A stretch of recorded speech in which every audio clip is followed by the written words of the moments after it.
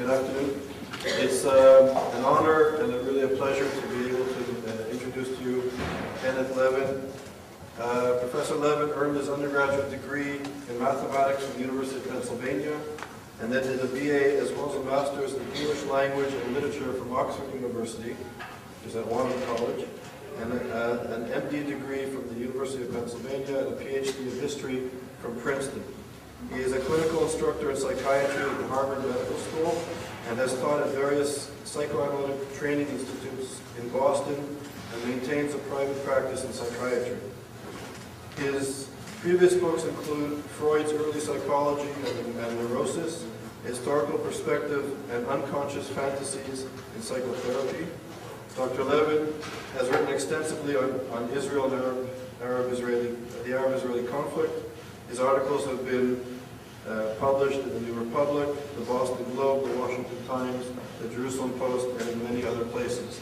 He's most well known for his important book several years ago called the Oslo Syndrome, Delusions of a People Under Siege. And I think this really catapulted his important work into areas of the Israeli-Arab conflict, the Israeli-Palestinian conflict, and Jewish responses to conflict, and certainly touches on profoundly, I think, on aspects of anti-Semitism. So it's really an honor to have you here to speak to our seminar series.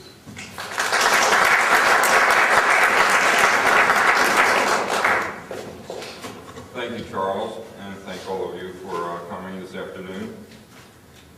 If one defines anti-Semitism as judging and condemning Jews on false or clearly prejudicial premises, or by some standard applied to no other group, then the term is equally apt whether it is a Jew or non-Jew doing the judging and condemning. Prejudice against one's own society, ethnic group, religious group, or community of origin defined in some other way is hardly a phenomenon limited to Jews. And there can be many psychological sources of such prejudice. It can be grounded in early problems at home, with one's family of origin.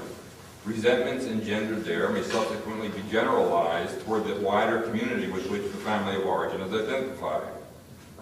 Recurrent painful experiences with peers in school, for example, could later be generalized in the same way.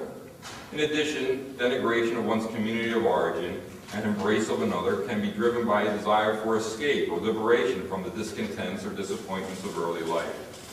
Attraction to alternative identities, along with prejudicial perspectives concerning one's original identity, can have an allure driven by other psychological dynamics as well. But the embrace of prejudicial perspectives towards one's own community is particularly common within communities under chronic siege, such as minorities subjected to persistent denigration, marginalization, perhaps physical attack. Besiegement is psychologically corrosive, and those enduring such conditions often adopt the perspective of their tormentors and come to see their community as the besiegers see it. While examples of Jews expressing anti-Jewish prejudices can be found in the distant past, a literature on the subject evolved particularly beginning early in the 20th century. That literature often employed the term Jewish self-hatred to denote the phenomenon, and some have used the two terms, Jewish self-hatred and Jewish anti-Semitism, as interchangeable. But distinguishing between them may be useful. Jewish self-hatred can be construed as suggesting a prejudice against oneself as well as fellow Jews, while Jewish anti-Semitism suggests a bias against other Jews, whether all or part of the broader Jewish community, that exempts oneself. Again, this distinction is not one made in much of the literature. Max Nordau, the Austrian Jewish writer and early Zionist, observed in 1896, quote, "It is the greatest triumph of anti-Semitism that it has brought Jews to view themselves with anti-Semitic eyes," unquote. And he seems to be referring to Jews seeing their own selves as well as other Jews through such eyes. But the concept and term self-hatred captures a profound truth on the level of Jews' sense of themselves as individuals in the face of chronic denigration. For example, the Jewish child subjected to constant anti-Jewish taunts, even physical attacks, and social exclusion in the schoolyard will very often respond by questioning what is wrong with him and how he can change to an acceptance. If his parents and community fail to convey a strong counter-message, not just of the unfairness and bigotry of his tormentors, but more importantly, of positive significance to Jewish identity, of that identity entailing something of genuine value worth preserving and cultivating, then the child's response of self-denigration becomes virtually inevitable and will likely be carried into adulthood, with the child as an adult feeling himself tainted and flawed by virtue of his being Jewish. On the other hand, self-hatred seems less apt when, for example, a Jew or Jewish apostate is vehemently attacking other Jews in anti-Semitic terms and is clearly exempting himself from the attack, as, for example, in Karl Marx's anti-Jewish diatribes. Similarly, self-hatred hardly seems to apply when a Jew is invoking anti-Semitic characterizations of Jews across some social or religious or political divide, Jews he obviously sees as different from himself. Among examples, all well established by the latter part of the 19th century, are some German Jews perceiving Eastern European Jews as fitting anti-Semitic caricatures, or secular or reformist Jews regarding traditionally religious Jews in this way, or socialist Jews viewing the Jewish middle class, quote, through anti-Semitic eyes, unquote. Otto Weininger, whose denigration of Jews in his 1903 text Sex and Character is widely viewed as a paradigm of Jewish anti-Semitism, actually offers an analysis of the relationship between Jewish self-hatred and Jews directing their hatred exclusively at other Jews. Weininger suggests that the latter represents projection of the former. Quote, the bitterest anti-Semites are to be found among the Jews themselves, but only the commoner natures are actively anti-Semitic and pass sentence on others without having once sat in judgment on themselves in these matters, and very few exercise their anti-Semitism first on themselves. This one thing, however, remains nonetheless certain. Whoever detests the Jewish disposition detests it first of all in himself. That he should persecute it in others is merely his endeavor to separate himself in this way from Jewishness. He strives to shake it off and to localize it in his fellow creatures, and so for a moment to dream himself free of it, unquote. But, Weininger suggests, he himself is too self-aware and too honest to entertain such a dream. He seems in his own thinking to set himself apart from other Jews, those he sees as his fellow inferior beings, at least in this brutal honesty. Weininger is not alone in attributing to projection the phenomenon of Jews hating other Jews while exempting themselves from their hatred. But this psychodynamic, while no doubt operative in many instances, is likely of less relevance in others. For example, in situations where an individual has been reared with no sense of connection to other Jews and genuinely feels no relation to them. He then may not feel in himself any of the negative characteristics that he, under the influence of the surrounding society's biases, perceives in other Jews. In any case, the question of projection touches on the issue of self-perception, how one views oneself under circumstances of belonging to a besieged group and embracing indictments directed against the group. Of greater interest regarding the psychological ramifications of being a member of a community subjected to chronic attack is a broader question of how one seeks, via psychological responses and behavior linked to those responses, to ease one's predicament vis-a-vis the besiegers. As suggested earlier, those enduring such conditions often adopt the perspectives of their tormentors and come to see their community as the besiegers see it. The psychological motivation behind their doing so largely entails their quest for relief of their predicament. But their adopting the perspective of their tormentors and seeking relief can take various forms. They may urge the community at large to reform in a manner consistent with the haters' indictments, hoping that such reform will end the hatred. Or again, they may choose to see particular segments of the community as fitting the besiegers' denigrating characterizations, segments separate from themselves. They may resent being tainted with the same brush, but turn their resentment not on the bigots, but against those others within the community, and hope that by distinguishing themselves from those others, they will escape the hatred. Alternatively, they may seek to abandon the community and lose themselves in the wider society to free themselves of the communal taint. Or they may join the haters in the hope of thereby more emphatically divorcing themselves from the taint. The first of these, embracing the indictments of the besiegers, however bigoted or absurd, and seeking to reform the community to address those indictments, is illustrated by, for example, the response of some Jews to arguments raised in Central Europe in the early modern period against granting civic rights to Jews. Virtually every such argument had its Jewish supporters, who urged communal reform to cleanse the Jews of their supposedly negative characteristics. For example, when it was said that Jews were overwhelmingly occupied with trade, and this was itself degenerate and demonstrated their not being fit for civic equality, there were many Jewish voices that agreed and said Jews had to leave their current occupations and become particularly farmers to render themselves fit to be accepted by their neighbors. Indeed, this is a major theme of the Mescaline, the followers of Haskalah, the Jewish Enlightenment. Similarly, when some in the wider society argued that Yiddish was a degenerate language and was further evidence of Jews being inappropriate candidates for equality, some Jews insisted that their co-religionists must give up Yiddish, not simply because adopting the normative language of the surrounding society would be pragmatic, but because they agreed Yiddish is intrinsically degenerate and inferior and rendered Jews unsuitable for acceptance as equals. Moses Mendelssohn, clearly someone devoted to the Jewish community and to easing the plight of Jews in the face of the tribulations imposed on them, nevertheless stated in this context that Yiddish is, quote, a language of stammerers, corrupt and deformed, repulsive to those who are able to speak in a correct and orderly manner, unquote. And another quote, I am afraid that this jargon has contributed more than a little to the immorality of the common man.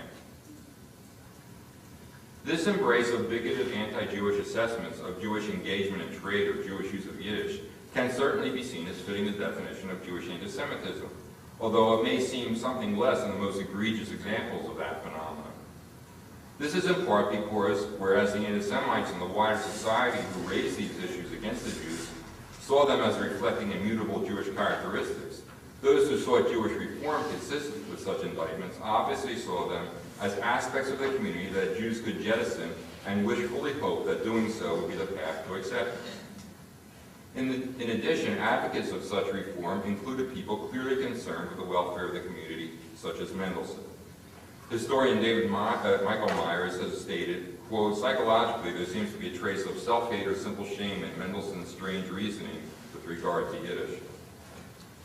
With respect to some Jews choosing to see segments of Jewry separate from themselves, often Jews across religious or national or social divides as fitting the besiegers' denigrating characterizations, and hoping that by distinguishing themselves from those others, they will escape the hatred. Again, one example of this phenomenon can be seen in some Jewish socialists' attitude toward the Jewish bourgeoisie. There were significant distinctions among Jews who in the 19th and early 20th century Europe embraced socialism. In Western Europe, those who did so most often sought to free themselves of their Jewish identity and immerse themselves in an alternative identity as champion of the working class. It was common for such individuals to embrace, even actively contribute to the anti-Jewish sentiments that were a widely accepted staple of socialist camp.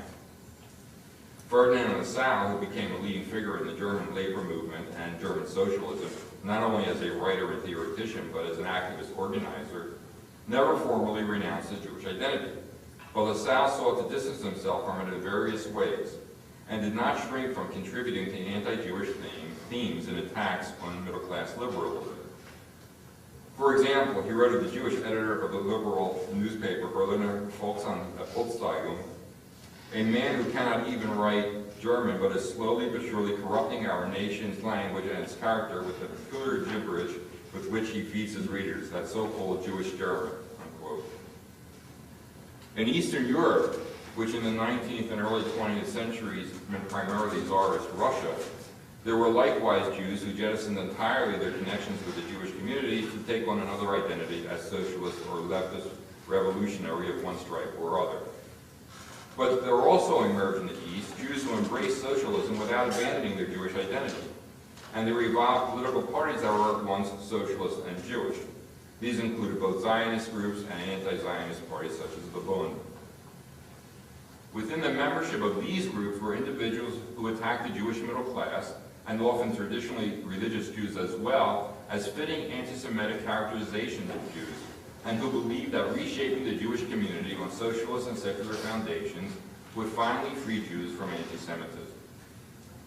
Illustrative are the writings of Russian Jewish novelist and essayist Joseph Chaim Brenner, who early in his life became involved with the BINH, but later shifted his loyalties and exertions to socialist Zionism, and ultimately moved to Eretz Israel. Brenner was murdered in Tel Aviv by Arab assailants during the May 1921 wave of Arab terror.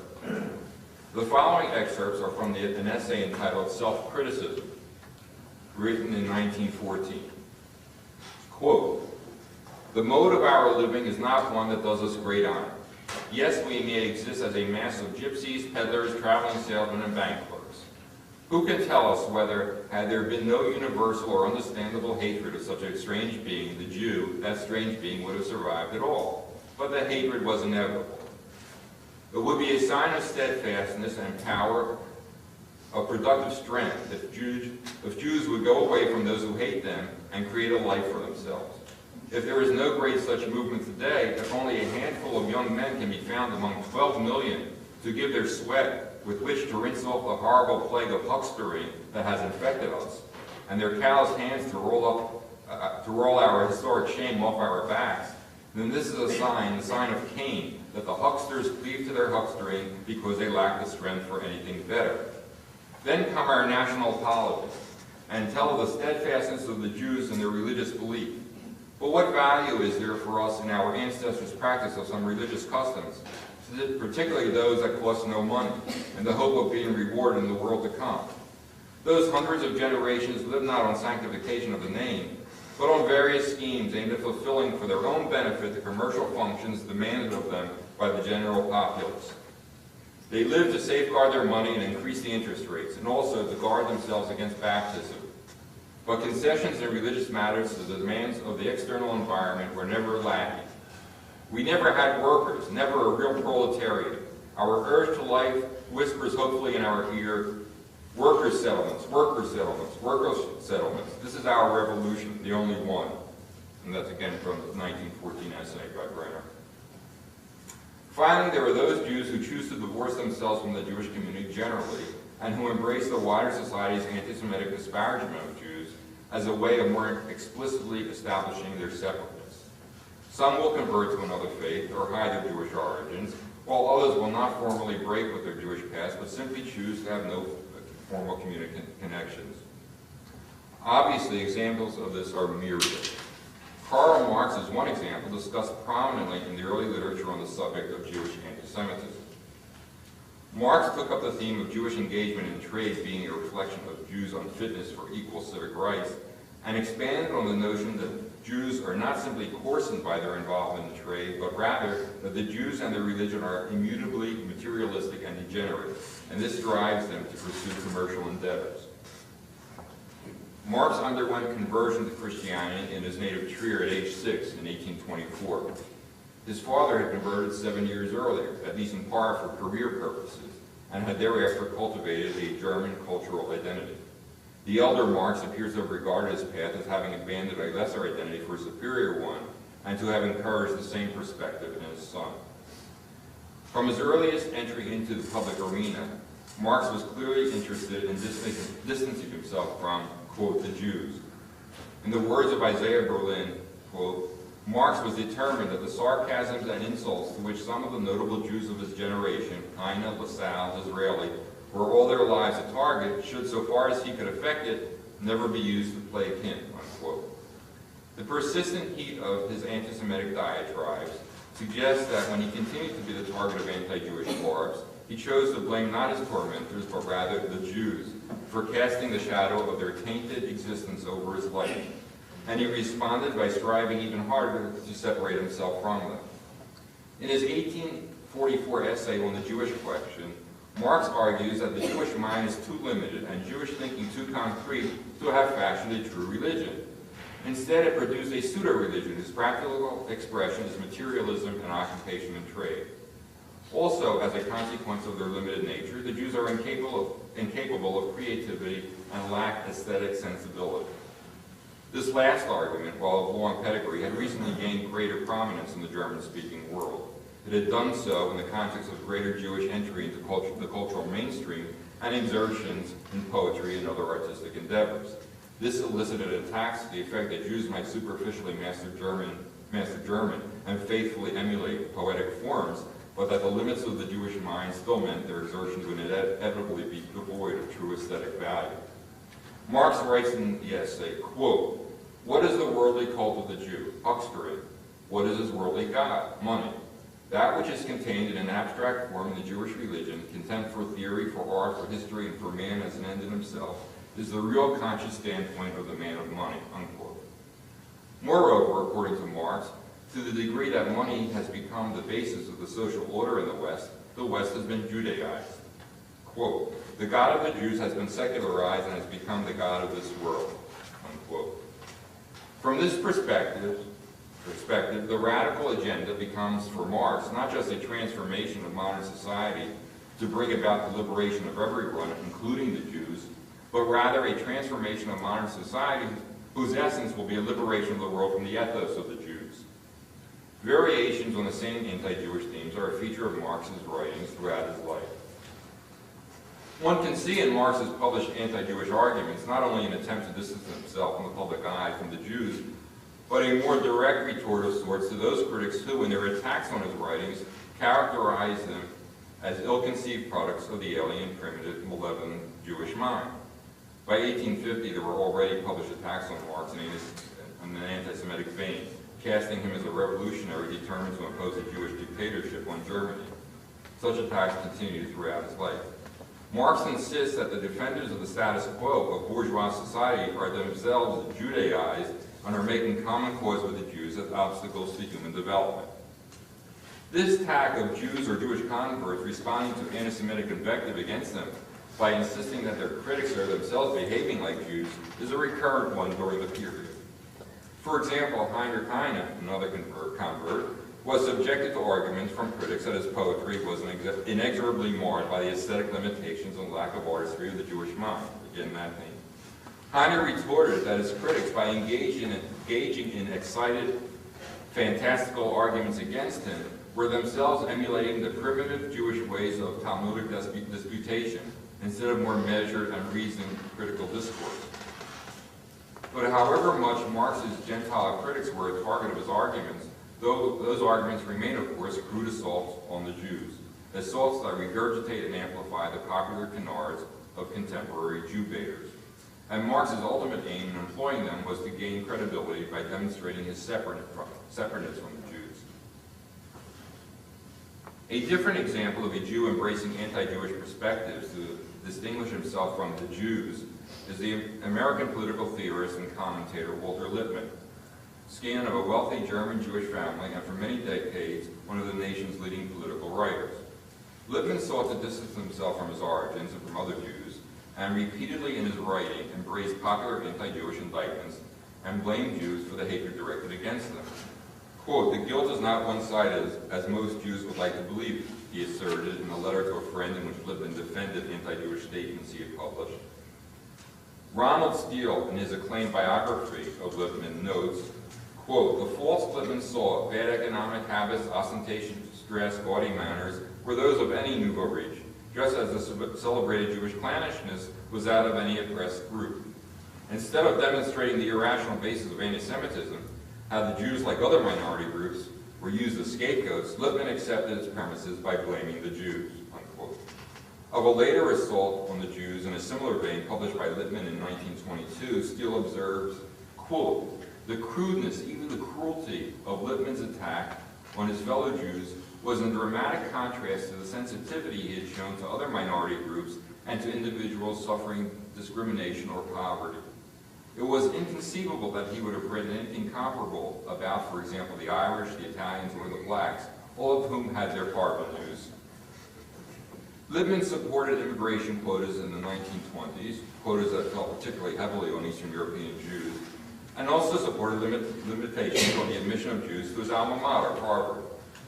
In a letter to Harvard regarding the latter, he wrote, quote, Jews handle on unconsciously and uncritically from one generation to another many distressing personal and social habits, which were selected by bitter history and intensified by Pharisaic theology, unquote. In fact, Lippmann knew little of the Jewish community or of either Jewish history or theology. And as an intellectual embracing contemporary anti-Jewish biases, he had no great interest in the people, their history, or their theology. His interest was in cultivating an identity as a cosmopolitan internationalist aloof from anything that might be construed and censored in the vein of popular anti-Semitic indictment as Jewish parochialism. Levin's discomfort with his Jewish identity and hostility toward other Jews continued through the Nazi era. During this period, he was perhaps the most influential news columnist in America. In 1933, he defended Hitler and the Germans and insinuated that the Jews were responsible for their ill treatment. In November 1938, after a 5-year silence on the issue of Germany and the Jews, he wrote 2 columns touching on refugees. Without explicitly mentioning Jews or anti-Semitism, he characterized the problem as simply Europe's, quote, overpopulation, and it's having, quote, too many shopkeepers, professional men, artists, and intellectuals, unquote. He opposed liberalizing America's quota system and suggested the excess population could perhaps be relocated to Africa. Levin's influence translated into his views being invariably espoused by others, including others in the media. Time magazine, in December 1938, describing Levin as the nation's, quote, most statesmanly Jewish pundit, unquote, approvingly cited his stance on immigration. Through the course of the war, Levin was silent on the plight of Europe's Jews. The phenomenon of some members of diaspora Jewish communities, in the face of the enmity directed against them by the broader surrounding societies, embracing the perspectives of the tormentors, has been recapitulated in the response of some Jews, both in diaspora and in first Mandate Palestine and then Israel, to chronic Arab besiegement. Such adoption of the perspective of Israel's enemies has taken the same various forms noted earlier in the context of Jewish responses to anti-Semitism in the diaspora. An obvious question is, when does indictment of Israel rise to the level of anti-Semitism, whether the indictment comes from Jews or non-Jews? One can adapt the definition of anti-Semitism offered earlier, or a variation on the same theme. Look to the 3 criteria set out several years ago by Natan Sharansky for when criticism of Israel becomes anti-Jewish bias. When it entails demonization of Israel, that is, condemnations based on accusations that grossly distort reality. When it damns Israel by a standard not applied to any other nation, or when it seeks to delegitimize the Jewish state.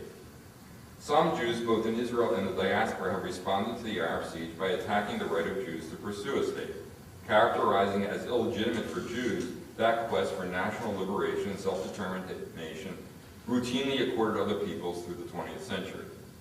This attack on the Jewish state has roots both in the pre-state diaspora and in the issue of the Jewish community in Mandate Palestine. Among the arguments raised in Central Europe in the late 18th and 19th centuries against granting civic rights to Jews was that the Jews were a separate alien nation. In reaction, many Jews sought to demonstrate that they were exclusively a community of faith, not a nation. German Jewish reformist movements in the early 19th century even sought to change the liturgy to delete references to longing for Eretz Israel and Jerusalem in order to erase any suggestions of national and not purely religious Jewish identity and aspirations. Elements of the German Jewish community in the Shuv embraced these same predilections and defined the proper Zionist project as the building of a Jewish cultural center, not a state in Eretz Israel. With that mindset, they responded to Arab attacks during the Mandate in a manner similar to how so many of them have reacted to anti-Jewish indictments in Europe.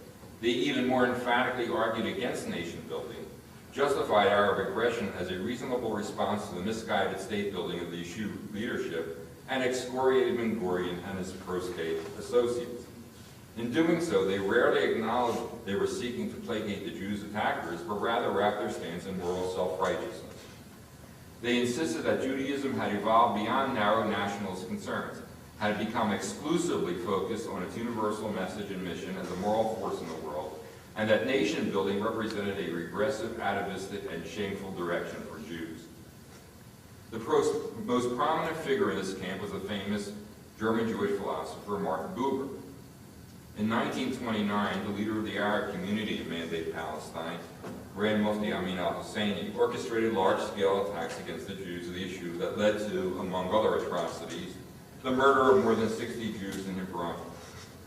Buber, then still in Germany, blamed the massacres on the Jews for not having been accommodating enough of Arab sensibilities, and urged an amnesty for those Jews convicted of murder, for those Arabs convicted of murdering Jews. Buber's response to the Arab attacks of 1936-39 was similar. He immigrated to Yeshuven at 38.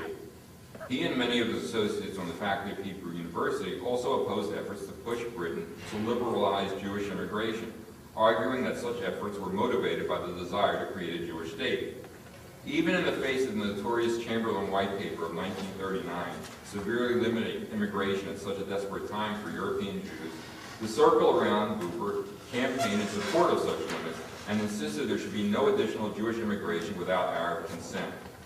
In effect, Buber and his allies were supporting what the League of Nations condemned as British betrayal of its mandate obligations to the Jews, closing the major, perhaps only potential sanctuary for an obviously threatened European Jewry, and doing so in the name of Judaism's universal mission as a moral force in the world. In an article in Haaretz in November 1939, 2 months after the start of World War II, Buber argued not only that the Zionist objective of a state was immoral, but that Zionism was, quote, performing the acts of Hitler in the land of Israel, for they, i.e. the Zionists, want to serve Hitler's God, that is nationalism, after he has been given a Hebrew name. Among more recent Israeli academics, Moshe Zimmerman, a historian at Hebrew University, has insisted there is no such thing as a Jewish people or Jewish nation with its own distinctive history, but rather separate communities that had more in common with the larger societies in which they resided. Consequently, in Zimmerman's view, the entire premise of Zionism, as representing the aspirations of the Jewish people and the solution to the difficulties that have dogged and ravaged the Jewish nation, is based on a lie. Of course, Zimmerman's arguments are vulnerable to myriad rebuttals. The idea that Jewish communities share much with their local societies is hardly a retort to their sharing values and aspirations with each other as well, or hardly negates the historical truths of shared vulnerability and victimization. And in any case, the identification with Zion and immigration to Israel were not something imposed on diaspora Jews by the Zionist myth-makers, but were chosen by Jews, at times under pressure of external tormentors, but still chosen. It is those who would deprive Jews of that choice who could more properly be seen as the culpable ideologues. Moreover, virtually all modern nation-states, for example Britain and France as well as Israel, were created by the amalgamation of populations diverse in important ways, and typically by coercion being a much more important part of the mix than in Israel's history. To argue that the disparate cultural strands of the Israeli Jewish population somehow delegitimizes the Zionist enterprise, or the state is itself a narrow anti-Jewish bias. Indeed, Zimmerman's is an anti-Jewish bias of a particularly crude sort, as when he compares Israeli public school education and Israeli history and Zionism not to education in national history and national culture in Britain or France or the United States, but to the education of Hitler Youth. Zimmerman's work explicitly connects historical revisionism with the advancement of an anti-Zionist agenda. According to Zimmerman, as there was no Jewish nation or people to provide a foundation for a legitimate national liberation movement, Zionism is bogus, and in any case passé, and so it ought to be discarded into the trash bin of history. Joseph Agassiz, a professor of philosophy at Tel Aviv University, has similarly written that Israel, having established itself on the basis of a misconceived, quote, phantom nation, i.e. the Jewish people, is consequently similar to the Soviet Union and, as you may well have guessed, Nazi Germany. The writings of some other academics who share such views focus less on details of the alleged misbegetting of Zionism and simply emphasize Zionism's alleged sinfulness, or at best its obsolescence.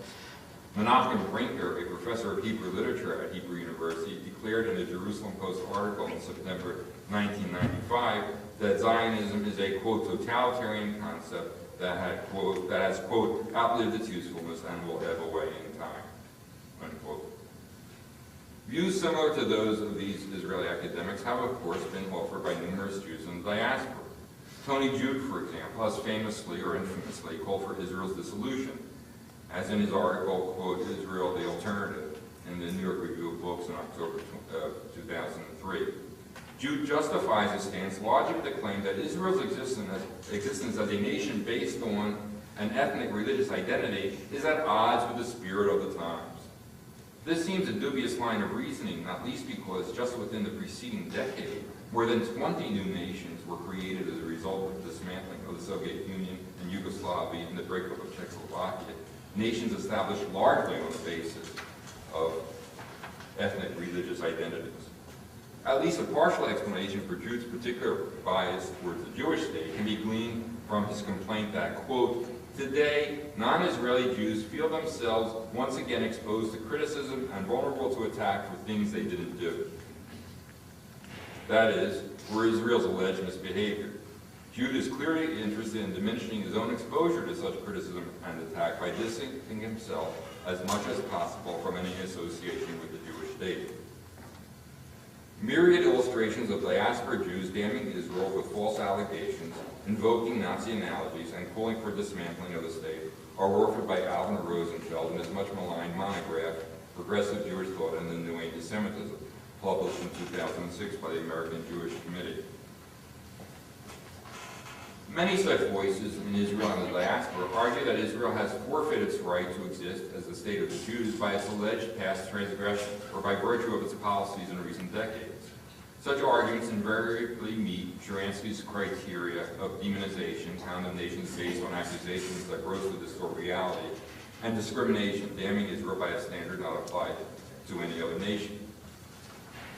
Among aspects of the state that some in Israel characterize as untenable, against the spirit of modernity or democracy or international values, and that must be jettisoned as part of a program to de-Zionize or de-Judaize the state, are Jewish symbols of the state, such as a flag and national anthem, Hatikvah, and most notably the law of return.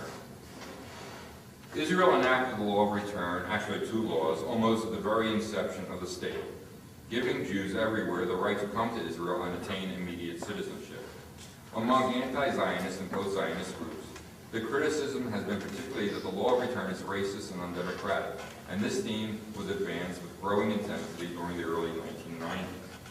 For example, an article by Varieties in Haaretz in July 1990 called the law of return, quote, reminiscent of the Nuremberg laws.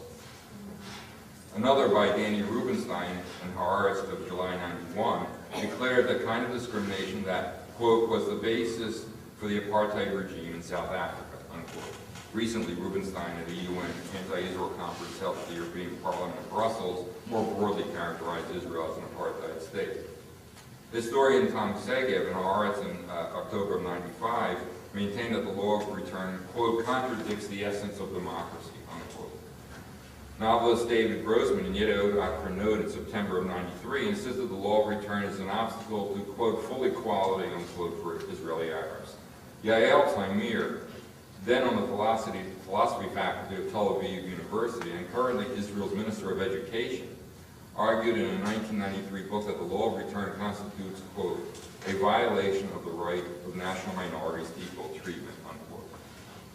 Now, those Jews who embrace views that entail delegitimization of the Zionist enterprise or the Jewish state, whether as conceptually intolerable or as having become bankrupt because of its execution, or a variation on the same theme, who call for dismantling of the Jewish accoutrements of the state as racist or a violation of democratic principles, are most often associated with the political left. Consequently, disagreements between those who hold such views and those who oppose them are commonly cast as a battle between the political left and the political right, both in Israel and the diaspora.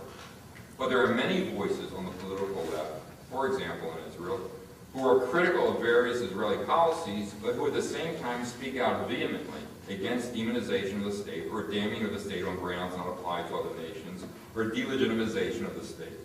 Attacks on the state that sink to the level of anti-Jewish bias. To consider just one such voice, Amnon Rubinstein is a former dean of the law school at Tel Aviv University, long a member of the Meretz Party, which is, of course, to the left of labor in the Israeli political spectrum, and for a time was Minister of Education in the Labor Meretz coalition government that oversaw the first 3 years of the Oslo process. Despite his being critical of various Israeli policies prior to Oslo, he has strongly condemned those other critics who defame the state, particularly when that defamation sinks to the level of delegitimizing Israel. Rubinstein is critical of the anti-Zionist and post-Zionist academics, pointing out the intellectual dishonesty that is characteristic of their arguments, especially those in the vein of misrepresenting Israel's early history and invoking the nation's alleged misdeeds during the War of Independence or the early post-war years to challenge the state's legitimacy. He notes the predilection of many among them to criticize the concept of objective history and talk of competing narratives. But he observes, they then dismiss the Jewish narrative and accord the legitimacy only to the Arab version of truth, while typically omitting information that might cast a negative light on the Palestinians and other Arabs. Rubenstein refers also to their inclination to judge Israel by an impossible standard that no polity could meet. Speaking more broadly of fellow left-leaning Israelis, Rubenstein has stated that they have had difficulty coping with the animosity directed against them as Israelis and Jews, confronted as they are not only with Arab hostility, but also the bigoted animosity to which they are subjected in the United Nations, in Europe, and elsewhere. He has suggested that this has driven them to close their eyes to the truth of Arab hatred and intransigence, and to embrace as reality fantasies of a benign Levant that does not exist. Rubenstein's dedication to assuring equal rights for Israel's minorities has been steadfast and a central tenet of his political agenda. But he has observed, with regard to anti-Zionist and post-Zionist attacks on the flag and Hatikvah, that flags and national anthems are typically rooted in a national and religious tradition. He has argued that, quote, this connection seems to be conventionally accepted even in the most enlightened countries. Countries where Jews live on their flags adorned with crosses without feeling that their rights have been compromised, unquote. With regard to the law of return, he has noted the obvious hypocrisy of those who condemn it as racist and unfair to Israel's Arab minority, while at the same time putting forward as models for Israel European democracies that themselves give immigration and citizenship preference to those with ethnic ties to the majority group in their countries. Do so without those groups having horrific histories of forced exile and persecution that the Jews do, and obviously do so without regarding the relevant policies and laws as undemocratic. These states include, for example, Denmark, Italy, Greece, and Ireland. Rubenstein writes at one point, referencing German policy, quote, in spite of the existence of the European Convention on Human Rights and the European Court for Human Rights, Germany has never been called upon to annul its own law of return on grounds that it harms the universal principle of equality. Moreover, the right of a state to differentiate between groups of potential immigrants and citizens was expressly recognized in the United Nations Convention on the Elimination of All Forms of Racial Discrimination, ratified in 1965. In addition, the legitimacy of state policies of preferential repatriation was affirmed by the Council of Europe in 2001. In seeking to strip Israel of its Jewish identity, post-Zionist voices have also argued that Israel's claim to be not only a Jewish state, but, quote, the state of the Jews, unquote, and to have an interest and responsibility for the Jewish diaspora is another characteristic that sets the nation apart from normal states and undermines its legitimacy. But here again, Rubenstein argues, Israel's stance is not as unique or abnormal as its critics would suggest. On the contrary, he observes that in Europe there has been a trend toward increasing recognition of this right of states to assert an interest in and responsibility for their kin living elsewhere. With kin meaning, of course, those with ethnic ties to the majority group in the country. Rubenstein notes that, quote, 9 European countries, Austria, Bulgaria, Greece, Hungary, Italy, Romania, Russia, Slovakia, and Slovenia, have even passed laws granting official status to the connection between the nation and its ethnic or religious brethren, or national brethren living abroad. The legitimacy of such legislation and related policies was asserted by the Council of Europe Venice Commission in 2001 and endorsed by the Council in 2003. Rubenstein's stance on these issues points out what should be obvious truth, that one may stand anywhere along the political spectrum with regard to views of Israeli policies and their reformation without subscribing to or tolerating bigoted attacks on the state, attacks that sink to the level of anti-Jewish bias. No doubt, as long as Israel is under siege, there will be Jews in Israel and the diaspora who, in their desire either to reform the state in accordance with the indictments of the besiegers because they hope thereby to end the assault, or to exempt their part of the Jewish community from attack, or to separate themselves as individuals from the community, will lend credence to and even outrightly support bigoted claims against Israel. This virtual inevitability makes it all the more incumbent on others, again, wherever they stand on the political spectrum, to follow Rubenstein's model in speaking out against Jewish anti-Semitism. Thank you.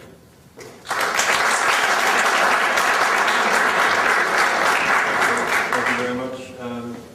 So Professor Levin has agreed to take questions. And take a prerogative of starting off the question session. So I enjoyed your paper very much. It was thought-provoking at some levels for me. Having been a scholar in Israel, I was at Ben Gurion University in the late 90s and early 2000s. And I was part of a milieu that was very much, say, speaking to and connected to Arab scholars, Palestinian scholars, postmodernists, and there was all sorts of excitement leading up, I think, to Camp David, from Oslo to Camp David, among the scholars. But as it became clear that Arafat wasn't interested in peace, as Islamicists were rising to power and things were shifting on the ground, and I think people, before the failure of Camp David, people who were going to the territories were realizing something was shifting, especially with the rise of radical Islam, that there was, I think, a reaction to that. And I think some people maybe took off their rose-tinted lenses and saw the reality on the ground. And as the Intifada started and things shifted, I think, I would say that there's been a shift.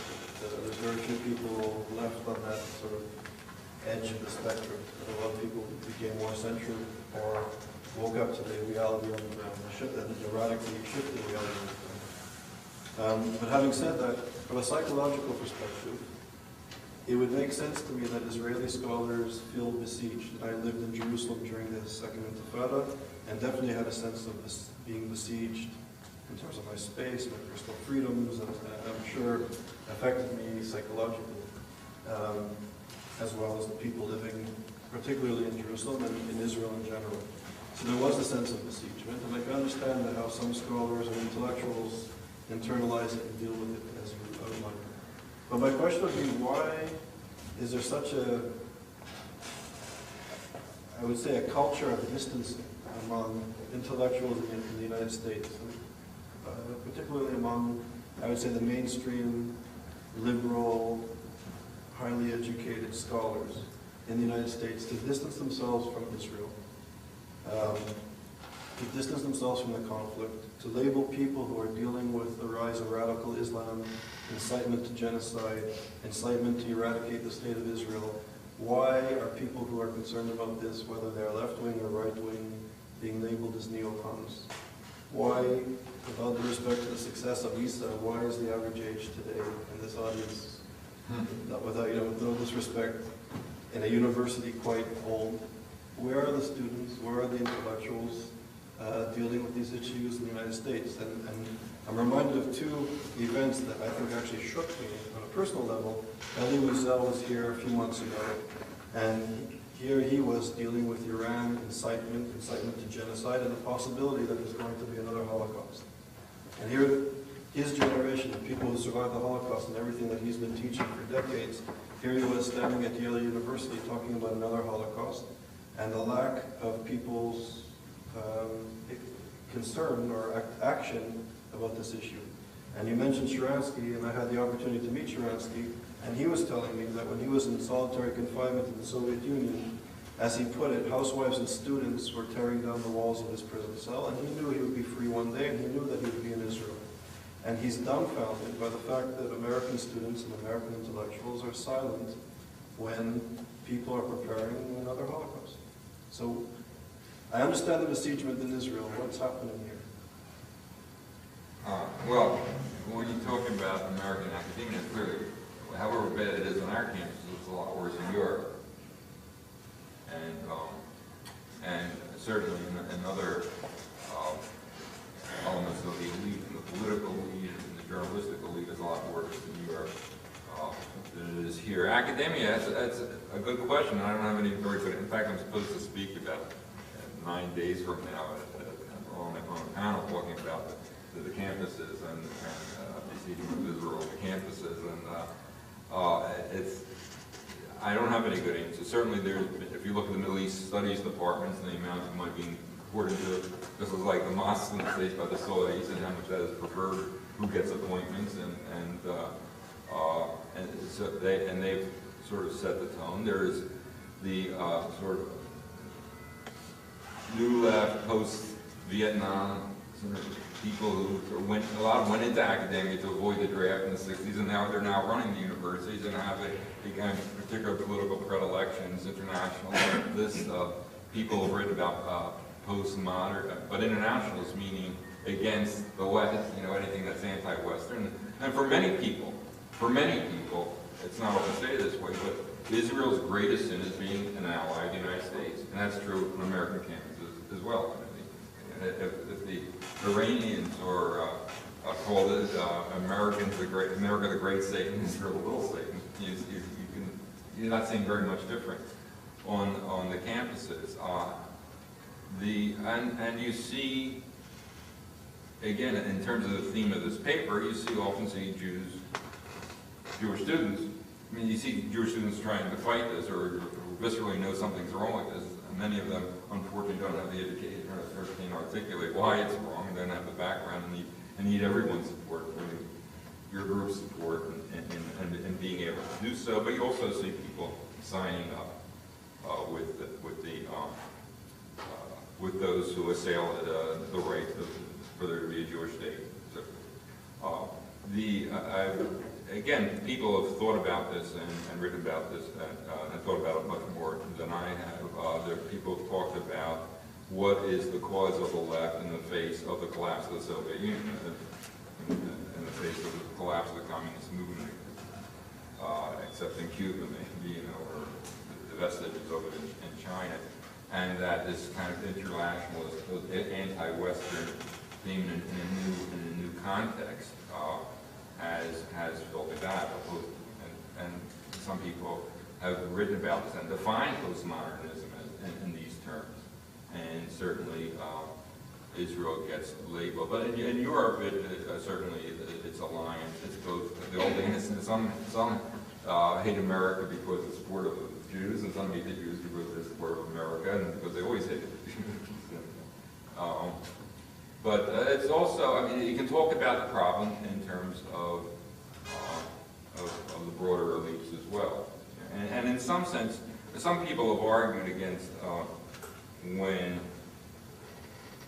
others, not so much in response to my book, for example, but some earlier writing that simply addressed the impact, and not in the terms that I'm doing here, I did in the book, but simply address the impact of, for example, Buber Circle at Hebrew University on Israeli academia, and then on the sort of anti-Zionist, post-Zionist views that emerged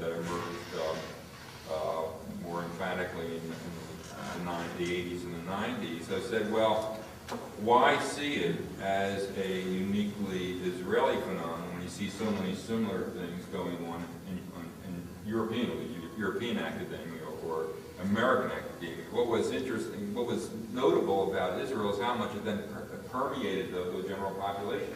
It would have been limited. We see, perhaps we'll see it in other ways. And of course, in America, if you talk about the political impact, you're not just talking about the campuses, you're talking about the media and everything else. But the campuses have not had the impact, the academics have not had the impact that they have in terms of conveying, winning over the people to their message as they did in Israel. And I think that broader willingness to close their eyes to what they were being subjected to the real predicament, and embrace this delusional comprehension of the predicament is what the very situation of besiegement is what drove them to listen, to buy into the academic line that they did. Any questions? As I was driving here today, I was listening to WNPR, and there was a piece on it, not about you. Last week there was a notice, or there was an item in the news that Avon Old Farm School, where a black student had anti-black items scribbled on her door. Driving in today, they said that they had found the perpetrator, and it was another black student. And I'm wondering if people other than Jews have certain forms of self-hate. Yeah, absolutely. My argument in my book is that this is, some people have tried to say over the years, can go back again in some of the writing on Jewish anti-Semitism or Jewish self-hatred 100 years ago. This was a uniquely Jewish phenomenon, and I've given reasons why it might be uniquely Jewish. In fact, I argue the opposite, that you can see it with any group under chronic attack, whether it's minorities that are marginalized, defamed, denigrated, perhaps physically attacked, or small states under chronic siege by their neighbors. And if you talk about blacks, it's interesting. You could read de Tocqueville, writing in 1835 about blacks he came across that were not slaves, but how they sort of bought into the white concept of black inferiority in America. And there is an interesting, and we were just talking about elites within societies. Thurgood Marshall, of course, the first African-American Supreme Court justice, wrote a concurring opinion to a Supreme Court case in 1977, in which he starts off his opinion by saying that it is well known among social scientists that the elites of minorities commonly embrace the wider society's bias against their own minority. And the case he was talking about did not involve either Jews or African Americans. I mean, it's clear he saw this true of African Americans. This case actually involved Mexican Americans. But that's an interesting statement, but it addresses what you're saying. So just to add, I think Du Bois in 1899 wrote about this notion of double consciousness, which is fascinating in terms of self-hatred and perceiving yourself in society. I would like to suggest maybe in addition to what you just said. I think the need when one moves from his own society and try to be accepted into another society or another circle, might generate that tension that you described in order to fulfill the need to be accepted. Then you have maybe to deny your source. And I'm saying it because you primarily see it among European Jews, and you don't see it among North African Jews or Asian Jews that were in societies that very much didn't accept them. So there was no way out. Well, you touch on an important point in several respects. One could argue, in terms of why you see it most, or often see it most among the elites groups, what Thurgood Marshall was referring to, that it's the elites who aspire to a different place with broader society. Most of the minority may be comfortable cocoons within their own community. It's those who aspire, either because they have the aspiration to begin with, and so they're going to look at themselves differently because they want to be accepted, or those who just their position in life, their family's position, their talents, whatever, pushes them towards interaction with the wider society, and then they come across the bias, and so they respond to that in the way you're saying. So that you could look at that as part of the explanation for why it's particularly elites, or more so elites. But there is the other issue of communities are not defenseless against, not entirely defenseless against the psychological corrosiveness of besiegement. But defense requires strong communal institutions that have some moral suasion in the community that convey a different message. A message of the individual's integrity, the community's integrity, that they are being abused, that there's the lie in the assault, the lie in the bias. It's equivalent to, in fact, my model, as I referred to in the book for this whole phenomenon on the level of individual psychology, is the psychology of abused children. If you talk to anybody who's worked with abused children, psychiatrists, psychologists, social workers who work with them consistently or have much experience in really going into some depth into their modes of thinking, they'll tell you they almost invariably such children blame themselves. And if you talk about chronic abuse, you're most often talking about parental abuse. And if you say, well, why do they blame themselves? And most of the literature attributes it to children's naivety. That is, the abusing parent tell the children they're bad, and that's why they're doing A, B, and C to them. And the children in naivety just accept that as true. Bad. But in fact, children are not that naive. The son of an alcoholic father who comes home in a drunken rage several nights a week and beats him knows he's being abused, but he will repress that and tell himself, I'm doing something wrong.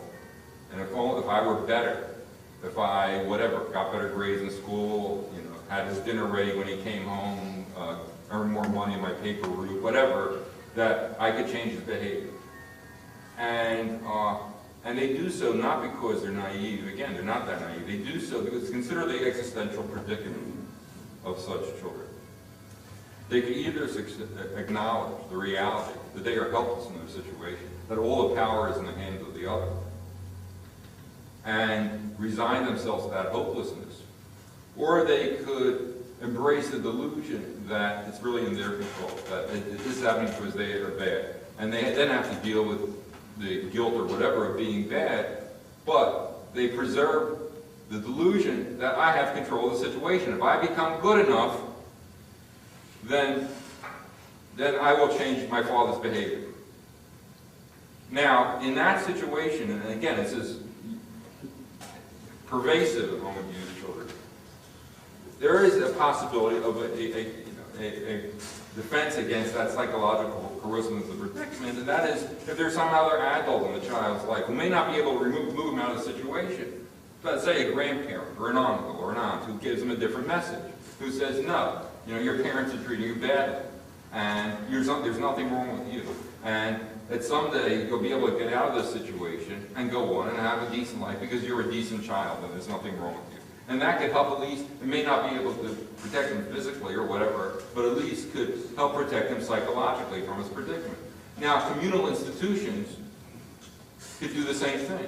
If they're strong enough, and if they have enough moral suasion in the community, they can convey a different message. And part of what happened in Europe, when we're talking about modernity, is that the evolution of the modern nation state in the last several hundred years also entailed the destruction of strong Jewish communal institutions for various reasons, but they were destroyed. Part of the reasons why Jews in Eastern Europe still thought of themselves in national terms and were comfortable with that. Even so that you had, for example, Jewish socialist parties formed and Jewish nationalism alive when it was one in Eastern Europe. In Western Europe, was because those institutions existed for longer and even maintained a vestigial existence far after they disappeared in the West. Now, I think if you go into the North African Sephardic communities and even Middle Eastern, but particularly in North Africa, you had strong Jewish communal institutions that helped in just the way you're suggesting, that help them retain their sense of integrity, of viability, of work, of value, despite the hostility of the surrounding society. So that's... I would say it's even was a reaction and it's action and reaction. The environment around those Jewish communities didn't accept them. So there was no even way out. But there's always, you could say that, but there's always a way. You can convert to Islam. If you really were saying, my community is tainted, my community is passé, my community is going to disappear, and the future is out there, then you could convert. You can convert either to, or you can even convert to Christianity. When they're French, the French are in Algeria and Morocco and Tunisia, you can convert to Christianity. So there was always, if you chose to do it. One of the many fascinating points in Oslo Syndrome that you wrote about was sometimes mistaken choice of allies by Jewish communities in pursuit of a more universalistic, less Jewish agenda, such as meeting up with socialist parties that might have a profound Jewish agenda, but was a response to the besiegement phenomenon you described so well. But that left somewhat unexplained to me, or the opposite phenomenon, which is a resistance to potentially strong allies on the part of a lot of members of the Jewish community in America. And what I'm thinking is, I know this is a bit of a loaded question, but you look at the media today, publications, newspapers, television, etc., and it's very hard to find what a lot of folks may consider, a lot of Jewish folks may consider fair treatment of Israel in the media more associated with left positions such as the New York Times, Boston Globe, websites like Daily Cost, where it's particularly relevant, etc.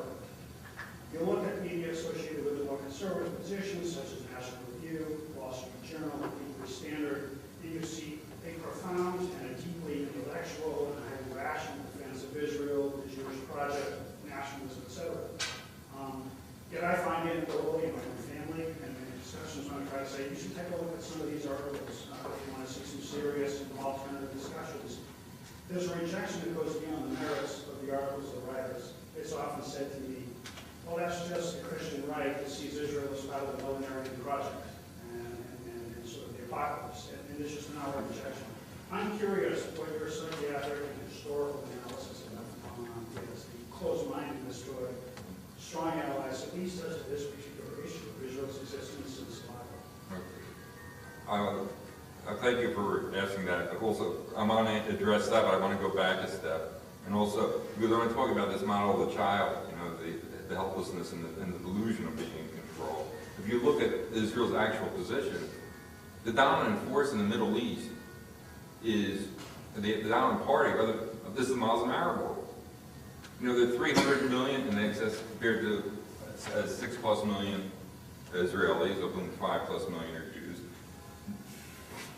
The decision of peace, if and when it will come on the Arabs' timetable, not on Israel's. And Israel has no capacity to really influence it very much. Nothing Israel does really has that much of an impact on it. I can talk more about that, but it won't be on the Arabs' timetable. But it's that very helplessness, in the sense that sort of feeds the delusion. You know, that inspires, well, we want to be out of this situation of being besieged, so we will delude ourselves into believing that if we take the right steps. Israel, at its best, could defend the state, hopefully prevents it from being attacked, and if it doesn't do that, at least prevails when the state is attacked. There's nothing Israel can do that can force peace on the Arabs. And the truth is, the Arab world doesn't need peace with Israel. In fact, most of them see it as a threat. The leaders certainly do, because they can use, as every dictatorial regime always does, you use outside enemies to divert attention from domestic ills. They've always done that. It's the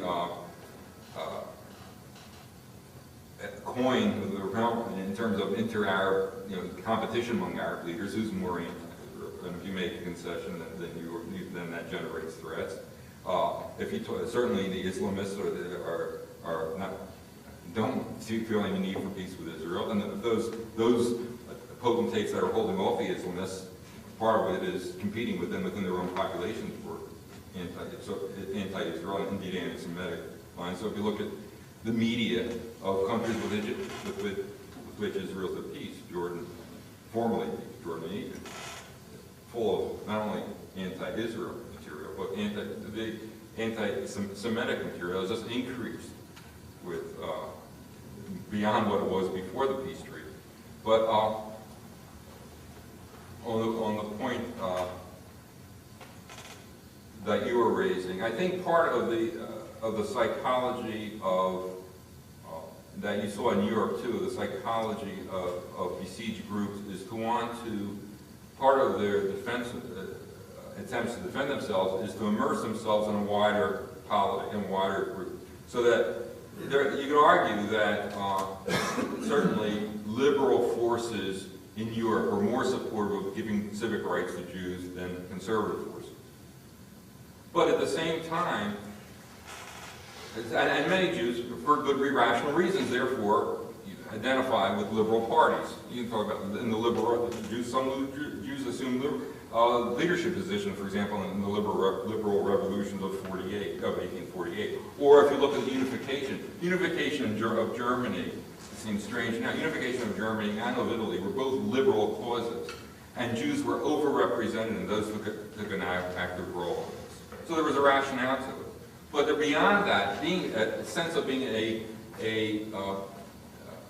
vulnerable minority, they try to they were inclined to confound what were alliances that may or may not withstand the test of time because there are other, alliances form and break up and so forth. They were invested in this notion of universal, preternational, transcendent significance. These alliances are forever. And people didn't, when the anti-Semitic parties evolved in the 1880s, 1890s in Germany and in Austro-Hungary, and most of their liberal allies abandoned them and joined. The Jews were lost. What happened? And if you look at polls, you take that history and look at polls of Jews in America, up until very recently, probably if you did a poll today, Jews in America will tell you, been polled, repeatedly state that anti-Semitism is more common among conservatives than liberals. And there is no basis for that in any polling in the United States. And if you look at it, you can talk about, church anti-Semitism and the right, over the years, but you look at populist anti-Semitism, anti-Semitism on the left, which has as much to do with, the hostile response to the Jewish immigration earlier early in the 20th century, and to the quota systems that were imposed mainly against Jews, and to what was going on in the 30s. As much of it was leftist populist anti-Semitism. And to the right, there's never been a real any indication that anti-Semitism is more common among, quote, liberal people on the left than on the right. But that is a common assumption. And it's because it's this investment in the notion of universal, of transcendent alliances. Because they want to believe that there are allies out there that they don't have to worry about, that they can trust them. Even though, again and again, history shows them otherwise. People didn't know how to respond, Again, people arriving from Eastern Europe in the early part of the century, Jews arriving from Eastern Europe, a lot of them, because of where they were coming from, the politics and Tsarist Russia, embraced socialist parties in this country. And then, particularly with Roosevelt, became Democrats, overwhelming Democrats. And they had good reason to be. And partly because Jews could hardly get jobs in the 20s and 30s, the bias was at such a level, and the New Deal employment situations were open to them in a way that competitive employment in the private sector wasn't, and at all levels of positions. And they saw this as this grand alliance of the downtrodden. And they were unprepared for how to respond to Roosevelt's indifference, really hostility in terms of European Jewry during the war, and refusal to really do anything, and his administration actively working against any efforts at rescue. And indeed, then you had people in the Jewish leadership who again wanted to see this alliance as somehow transcendent and couldn't be, refused to believe what they were saying, and also refused to accept Republican help when Republicans were speaking out against the need for the need for rescue, urging Roosevelt to pressure the British to open Palestine to Jews to escape from who were in a position to escape from Europe. And you had the head of YIISA, Stephen Wise, writing to when the Republicans in their 1944 platform had a plank in it urging that the administration pressured Britain to open up Palestine. And Wise writes to Roosevelt, and attacking Roosevelt for not doing so, the administration for not doing so, and for going along with all Britain's maneuvers to prevent any rescue of Jews. And Wise writes to Roosevelt saying he's ashamed of it's terrible that the Republicans did this, because everybody knows what a friend he is of the Jews, and he's sure the Jewish people won't accept this and will see the trick in what the Republicans were trying to do. But it's that wishful thinking, and it's common. You look at African Americans and their dedication to the party, their one party, predictable voting pattern serve the community? Or does it have to do with their history and their wish to see particular lines? Yeah, I think the question, I think it's when you think about antisemitism, taking it from perspective is probably quite relevant as the example of the abuse of a child. And I wonder if Jewish antisemitism can be viewed from the perspective of identification with the perpetrator. Well, yeah, I mean, in my book I talk about the Anna Freud's concept of the identification of the aggressor. But Anna Freud, in the context of psychoanalysis, is really a very subversive concept because if you really found, she didn't follow those logical conclusions that really would overturn a lot of her father's theories. But she saw it as a universal phenomenon. You know, she saw it as the identification of the aggressor. She saw it as essentially, she used it to sort of explain the child's embrace of parental criticism. The basis for morality was wanting to identify with the parents. So they embraced the moral precepts, children embrace the moral precepts conveyed by the parents. So this becomes the basis for superego against their father's concept of, you know, sexual feelings and repression of sexual feelings. I don't know But from psychoanalytic perspective, coming from a trial perspective where really the decision and sense of helplessness of the victim is explained by the experience of being attacked and being prosecuted. And I wonder if you view or if there is any kind of usefulness in thinking about particular Jewish antisemitism as a way of identification with the power that the perpetrator holds against the victim.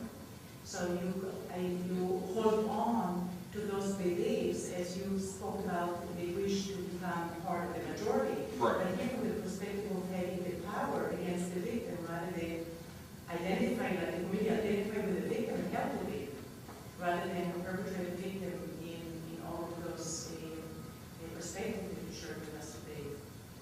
certainly, The Jewish but to join with the aggressor, to join with the besieger, not just in terms of divorcing yourself from the community and mimicking the besieger, but sort of leading the charge against your own community. Yeah, it is motivated by the same.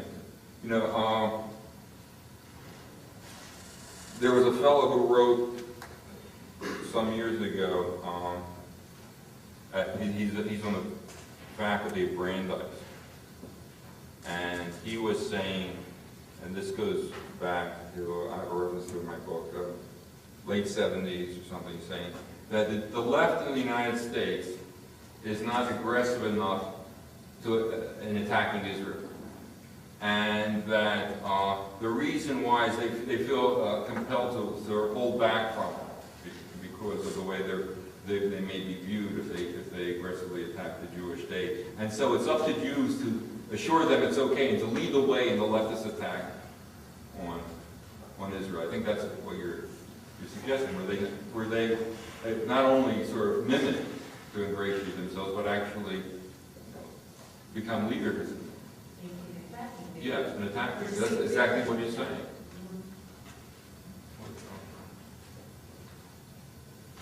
Any other questions?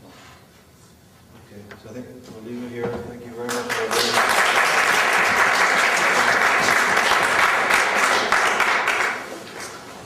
Just before you go, Cindy's going to be passing out some notices. Next week we have a very important event. David Menashri is coming.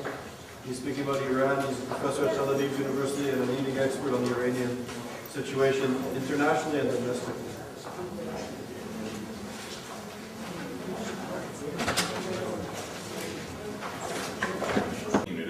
And hope that by distinguishing themselves from those others, they will escape the hatred.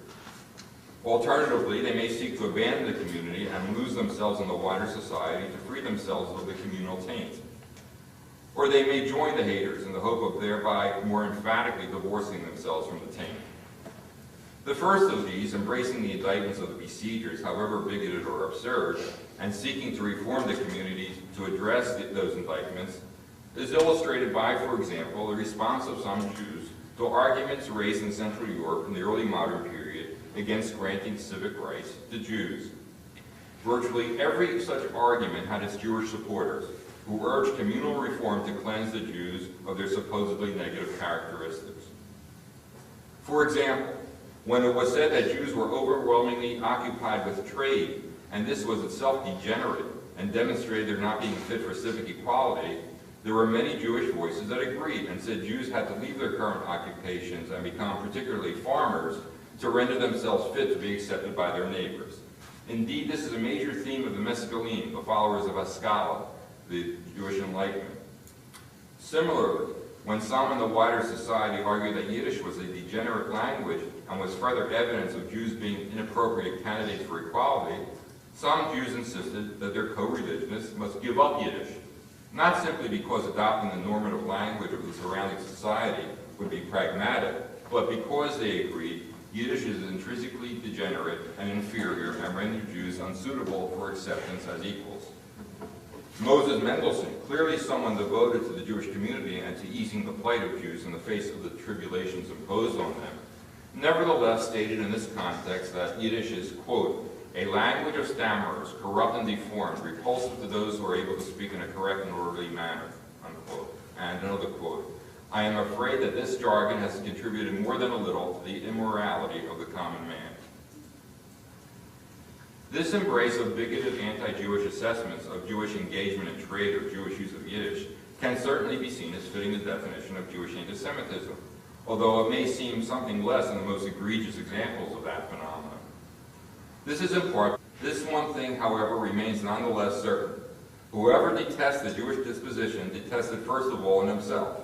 That he should persecute it in others is merely his endeavor to separate himself in this way from Jewishness.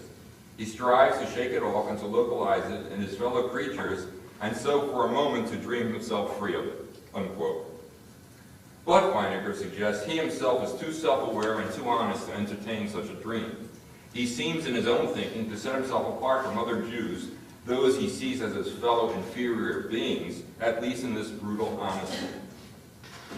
Weiniger is not alone in attributing to rejection the phenomenon of Jews hating other Jews while exempting themselves from their hatred. But this psychodynamic, while no doubt operative in many instances, is likely of less relevance in others. For example, in situations where an individual has been reared with no sense of connection to other Jews and genuinely feels no relation to them. He then may not feel in himself any of the negative characteristics that he, under the influence of the surrounding society's biases, perceives in other Jews. In any case, the question of projection touches on the issue of self-perception, how one views oneself under circumstances of belonging to a besieged group and embracing indictments directed against the group. Of greater interest regarding the psychological ramifications of being a member of a community subjected to chronic attack is a broader question of how one seeks via psychological responses and behavior linked to those responses to ease one's predicament vis-a-vis the besiegers. As suggested earlier, those enduring such conditions often adopt the perspectives of their tormentors and come to see their community as the besiegers see it. The psychological motivation behind their doing so largely entails their quest for relief of their predicament. But their adopting the perspective of their tormentors and seeking relief can take various forms. They may urge the community at large to reform in a manner consistent with the haters' indictments, hoping that such reform will end the hatred. Or again, they may choose to see particular segments of the community as fitting the besiegers' denigrating characterizations, segments separate from themselves. They may resent being tainted with the same brush, but turn their resentment not on the bigots, but against those others within the community. Captures a profound truth on the level of Jews' sense of themselves as individuals in the face of chronic denigration. For example, the Jewish child subjected to constant anti-Jewish taunts, even physical attacks, and social exclusion in the schoolyard will very often respond by questioning what is wrong with him and how he can change to an acceptance. If his parents and community fail to convey a strong counter-message, not just of the unfairness and bigotry of his tormentors, but more importantly, of positive significance to Jewish identity, of that identity entailing something of genuine value worth preserving and cultivating, then the child's response of self-denigration becomes virtually inevitable and will likely be carried into adulthood. with the child as an adult feeling himself tainted and flawed by virtue of his being Jewish. On the other hand, self-hatred seems less apt when, for example, a Jew or Jewish apostate is vehemently attacking other Jews in anti-Semitic terms and is clearly exempting himself from the attack, as, for example, in Karl Marx's anti-Jewish diatribes. Similarly, self-hatred hardly seems to apply when a Jew is invoking anti-Semitic characterizations of Jews across some social or religious or political divide, Jews he obviously sees as different from himself. Among examples, all well established by the latter part of the 19th century, are some German Jews perceiving Eastern European Jews as fitting anti-Semitic caricatures, or secular or reformist Jews regarding traditionally religious Jews in this way, or socialist Jews viewing the Jewish middle class, quote, through anti-Semitic eyes, unquote. Otto Weininger, whose denigration of Jews in his 1903 text Sex and Character is widely viewed as a paradigm of Jewish anti-Semitism, actually offers an analysis of the relationship between Jewish self-hatred and Jews directing their hatred exclusively at other Jews. Weininger suggests that the latter represents projection of the former. Quote, the bitterest anti-Semites are to be found among the Jews themselves, but only the commoner natures are actively anti-Semitic and pass sentence on others without having once sat in judgment on themselves in these matters, and very few exercise their anti-Semitism first on themselves.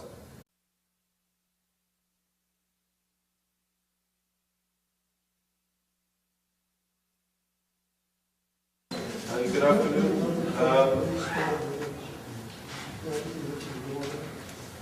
Good afternoon. It's an honor and really a pleasure to be able to introduce to you Kenneth Levin.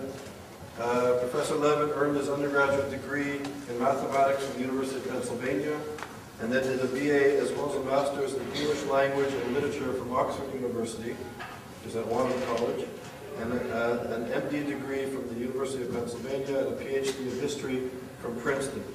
He is a clinical instructor in psychiatry at the Harvard Medical School and has taught at various psychoanalytic training institutes in Boston and maintains a private practice in psychiatry.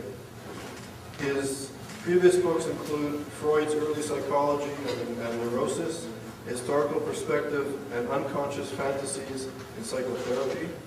Dr. Levin has written extensively on Israel and the Arab-Israeli conflict. His articles have been published in the New Republic, the Boston Globe, the Washington Times, the Jerusalem Post, and in many other places. He's most well known for his important book several years ago called The Oslo Syndrome, Delusions of a People Under Siege. And I think this really catapulted his important work into areas of the Israeli-Arab conflict, the Israeli-Palestinian conflict, and Jewish responses to conflict, and certainly touches on profoundly, I think, on aspects of anti-Semitism. So it's really an honor to have you here to speak to our seminar series.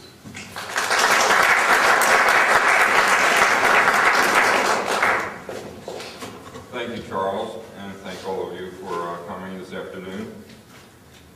If one defines anti-Semitism as judging and condemning Jews on false or clearly prejudicial premises, or by some standard applied to no other group, then the term is equally apt whether it is a Jew or non-Jew doing the judging and condemning. Prejudice against one's own society, ethnic group, religious group, or community of origin defined in some other way is hardly a phenomenon limited to Jews. And there can be many psychological sources of such prejudice. It can be grounded in early problems at home, with one's family of origin. Resentments engendered there may subsequently be generalized toward the wider community with which the family of origin is identified. Recurrent painful experiences with peers in school, for example, could later be generalized in the same way. In addition, denigration of one's community of origin and embrace of another can be driven by a desire for escape or liberation from the discontents or disappointments of early life. Attraction to alternative identities, along with prejudicial perspectives concerning one's original identity, can have an allure driven by other psychological dynamics as well.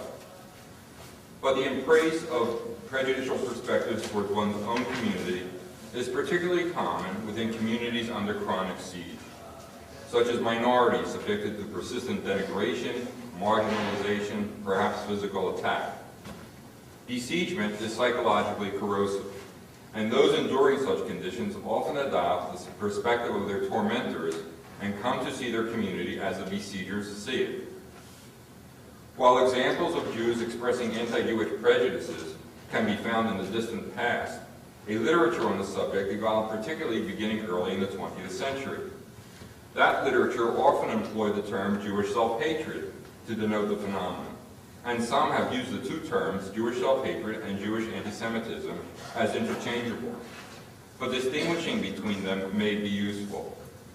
Jewish self-hatred can be construed as suggesting a prejudice against oneself as well as fellow Jews, while Jewish anti-Semitism suggests a bias against other Jews, whether all or part of the broader Jewish community, that exempts oneself.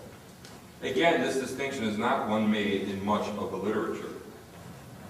Max Nordau, the Austrian Jewish writer and early Zionist, observed in 1896, quote, "It is the greatest triumph of anti-Semitism that it has brought Jews to view themselves with anti-Semitic eyes," unquote. And he seems to be referring to Jews seeing their own selves as well as other Jews through such eyes. But the concept and term self-hatred